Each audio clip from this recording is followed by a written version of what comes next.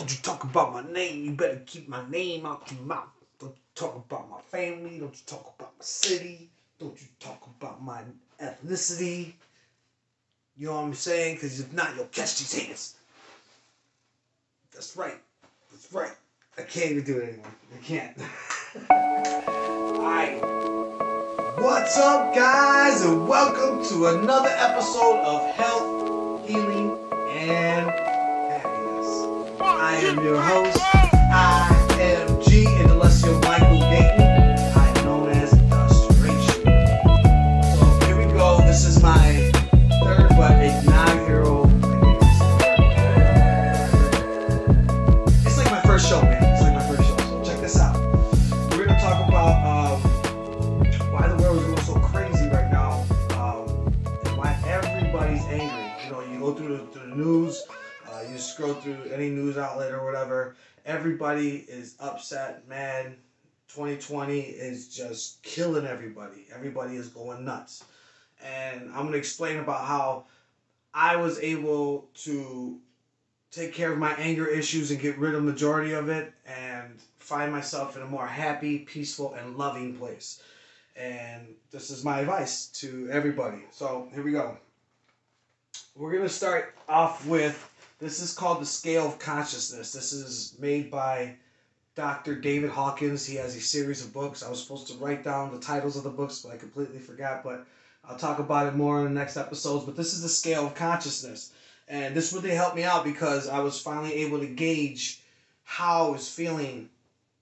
They always talk about good energy, bad energy, good vibes, bad vibes, and frequencies and stuff like that, right? So here's anger. We'll just start off with anger. It's in the red, right? And that's at the bottom, pretty much at the bottom of the scale. So we go at the complete bottom, and gauged at a 20 is shame. 30 is guilt, apathy, grief, fear. Now, right now, a lot of people are caught in this fear. You know, and before even this whole crazy stuff in 2020, people found themselves in this area usually all the time anyways. This is how you get into depression, anxiety, all these bad problems are at the bottom of the scale of consciousness. Now, you can go up all the way at the top here, and we're not going to talk really about enlightenment. That's a whole nother subject for a whole nother time and a whole nother group of people. We're trying just to get to the peace, love, and joy. It's at the top of the scale here, 500, 540, and 600. Love, peace, and joy. You know, reasoning. Then we move down a little bit to 350 is forgiveness and acceptance, and that is huge. That is gigantic. This is the main part that will free you from this bottom part of misery in life and stuff like that to the top part of peace, love, and joy, happiness. This is what we all want, happiness, peace, love, and joy. That's what we wish upon ourselves, everybody that we love, and even everybody around the earth. So this is just a scale, kind of get you to realize like where you at, where you usually feeling yourself in life. Are you always up here on top? Are you always up here on top feeling love, peace, and joy? Because this is where you should be. You should always be up in this top area. You should always be up here. But the majority of people always find themselves where? Bottom here, with anger, fear, pride, desire, grief, shame, guilt. That's what a lot of people feel on a daily basis. And they can creep up in here into the courage and neutrality and optimism and willingness. That's when you start living in a happy and productive life.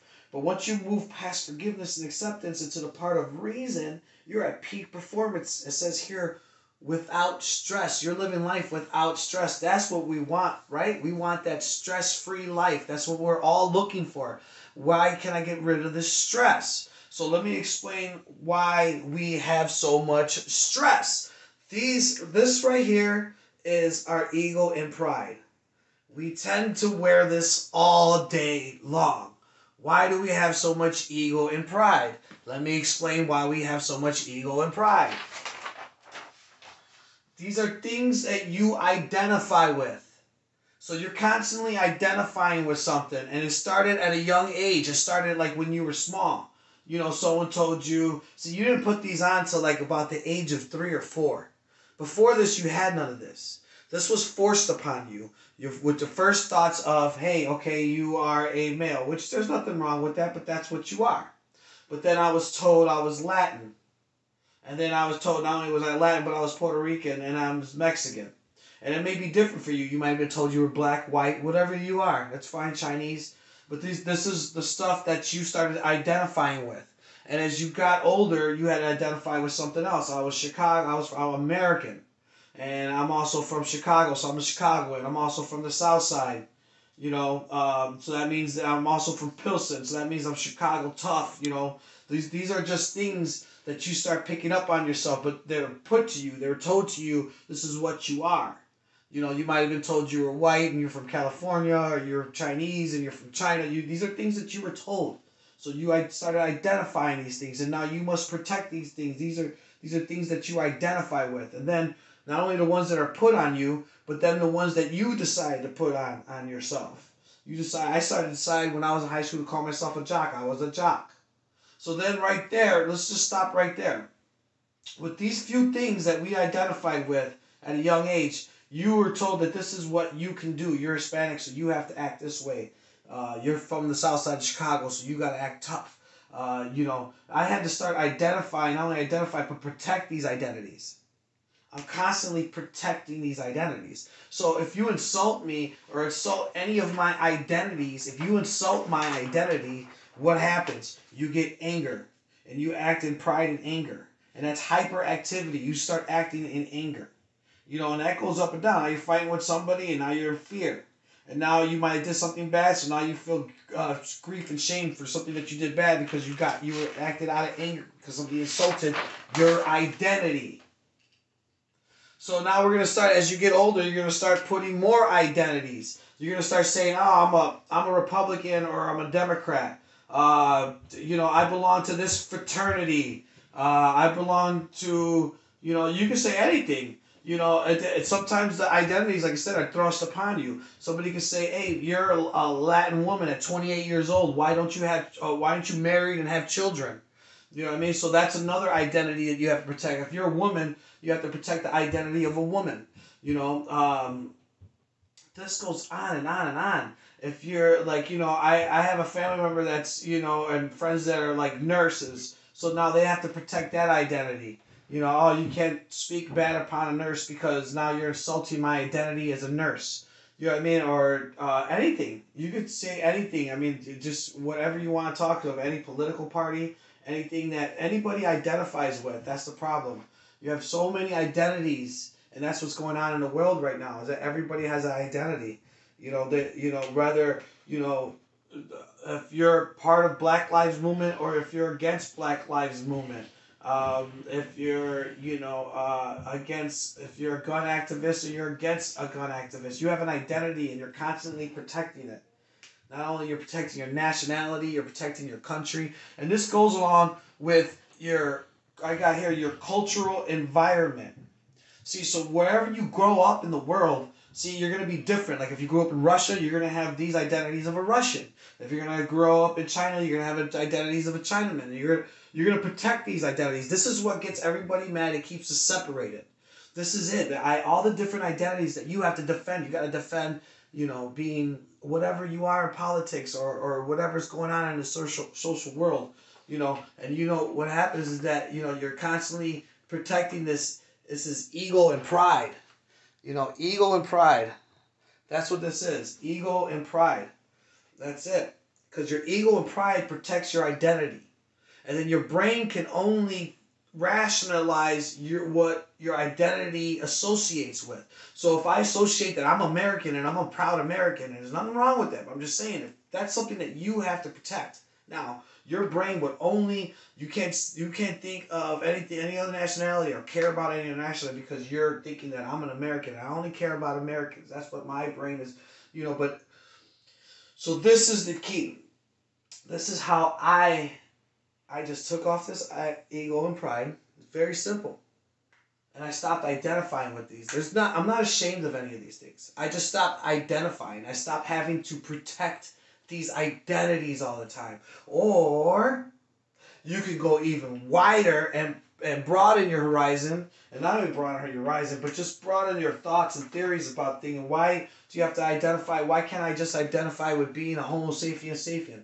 I could identify with just being one thing. I could knock this all out and identify with being a human being. Now I care about all human beings. Let's even go a little further. I could identify with this planet. What are you? I'm a human being of this planet, Earth. I'm an Earthling. How about that? And so now I identify with everything that's going wrong with the Earth. I care about the Earth. I don't have to just care about being a Republican or a Democrat or a Hispanic, Latin person, or have to care about being an African American or a Korean, or I don't have to protect these things anymore. Because it's not about that. Now I think of myself, you could go in further. You could go as far as connecting to the cosmos and the universe, but let's start off with just getting some of these off. But when you let go of these identities and you let go of your ego and your pride, because it's stuck with these identifications, you don't have to be angry anymore. You know what I mean? You don't have to reside in this anger and pride. Because that's what I talk about, that low vibe. You ever talk about or energy. You ever see when somebody's walking in and you're in a good place and you're having a good, loving conversation with somebody, and somebody walked in and I'm like, ooh, man, that guy had bad energy. He had a bad vibe. He's down here. He's down here with the anger and the fear and the grief, and that's what's going on with everybody right now. You can't even have a conversation with people about what's going on in the world right now because they're so stuck in this fear. And they identify with all these things. They identify with whatever they're identifying. They're stuck in fear. You can't even have a conversation. And what's stuck? What does it say here? Stuck in negative emotion. You're in inertia. Look that up. See what that means. Inertia.